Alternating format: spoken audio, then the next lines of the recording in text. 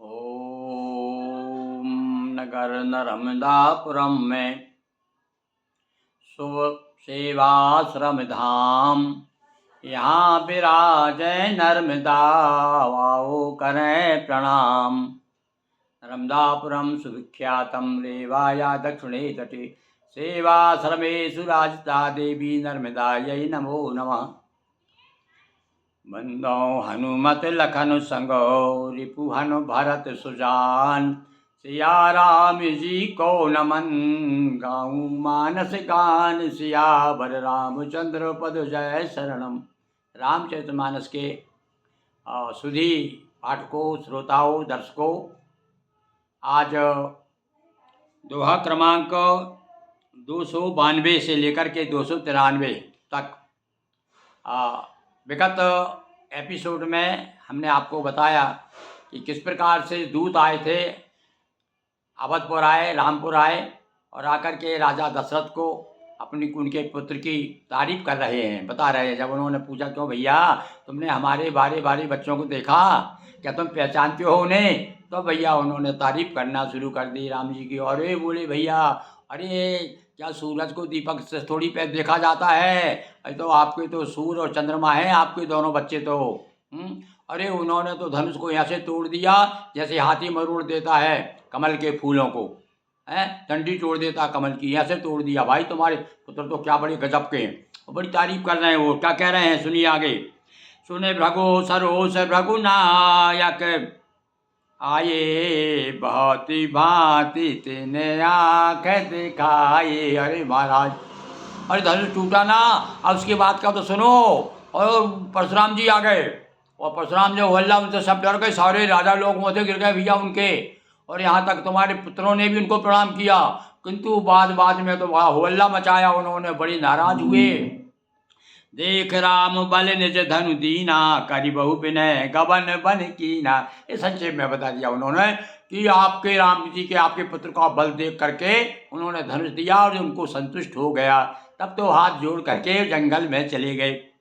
राजन राम अतुल बल जैसे, तेज निधान लखन पुण्य। हाँ अब देखो भैया, अरे जैसे तुम्हारे पुत्र बड़े बड़े बड़े लड़के हैं ना, वैसे ही वो छोटा भी कम नहीं है। हाँ, उसने भी ऐसी खबर ली परशुराम जी की कि वे भी जीवन भर याद रखेंगे। के कंपई भूप बिलोकत जाके, जिमि गज हरि किशोर के ताके। और लक्ष्मण जी के सामने तो राजा लोग जैसे ऐसे कांपने लगे थे, जैसे कि शेर को देख करके। शेर जो है, शेर क्या कहते हैं, हरि किशोर के ताके, जैसे कि हाथी का बच्चा है। जिमी गज हरि किशोर के ताके, जिस प्रकार से शेर के बच्चे को देख करके हाथी घबरा जाते हैं। देखो शेर का बच्चा कहाँ है, उनको कहते हैं ना, है कोई शेर का बच्चा जो अपना मर्दानगी बताए। तो भैया आपके बच्चे तो शेर के बच्चे हैं। देव देख तब बालक दोऊ, अब नाक तरया। अरे जिसने एक बार तुम्हारे पुत्रों को देख लिया, आंख में समा गए, पर दूसरा कोई दिखाई नहीं देगा।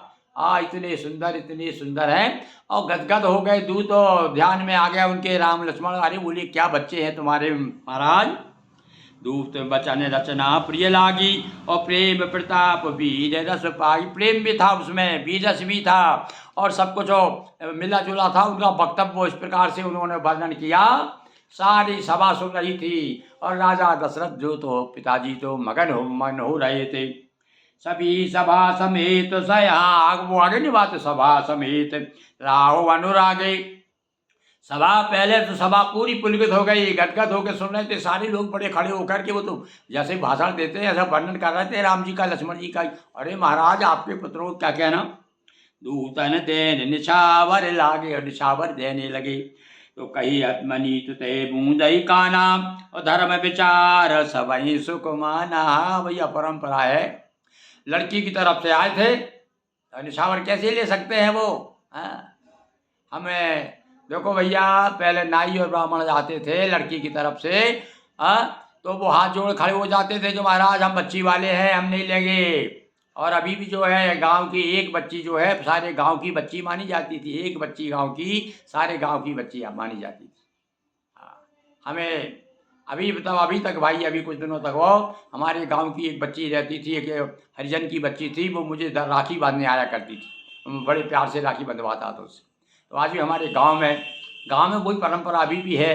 लोग जात पात वहाँ पर जहाँ प्रेम आ जाता है, वहाँ सब जात पात सब हट जाती। तो यहाँ कहते हैं साहब हम तो लड़की वाले हैं महाराज, हमें कुछ नहीं चाहिए।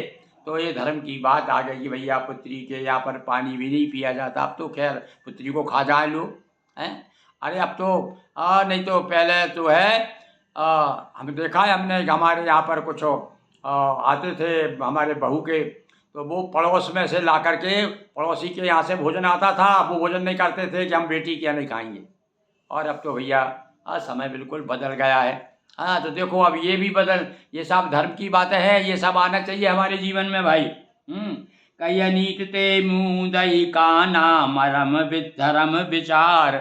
सबई सबको अच्छा लगा कि देखो ये को कितने धर्म प्राण है लोग। दूत भी जो है वहाँ से आया तो वो तो लोग किसे बुरा लगता है, राजा खुश होकर के ना जाने क्या क्या दे देते उनको, पर उन्होंने मना कर दिया कि महाराज हमें कुछ नहीं चाहिए। तब उठे भूप वशिष्ठ कहूँ दीन पत्रिका जाय, वो कथा सुनाय गुरई सब सादर दूत बुलाए। हाँ भाई सुनिए, अब यहाँ पर ये नहीं बताया कि गुरु जी को बुलाओ भाई, उनको बताओ गुरु जी को। गुरु आज तो आजकल का राजा तो यही कहता मंत्री जाओ गुरु जी को बुला के लाओ, पर नहीं, गुरु जी क्या खुद गए। ये मर्यादा है हमारे यहाँ पर। गुरु के साथ और गुरु और ब्राह्मण और गाय ये सब इतने सम्मानीय रहे हमेशा से सनातन में कि उसकी मर्यादा राजा भी निभाते थे। तो दशरथ जी गए और सब अपने गुरु को वशिष्ठ जी के पास में जाके पत्रिका दी कि महाराज अब तैयार करो, आपके ऊपर है किस प्रकार से बारात को ले चलना है। और इस प्रकार से और दूतों को भेजा कि जाओ भाई, ये दूत को कहा कि भाई ये पत्रिका जो गुरु जी को दो और तमाम जो है तैयारी की जाए।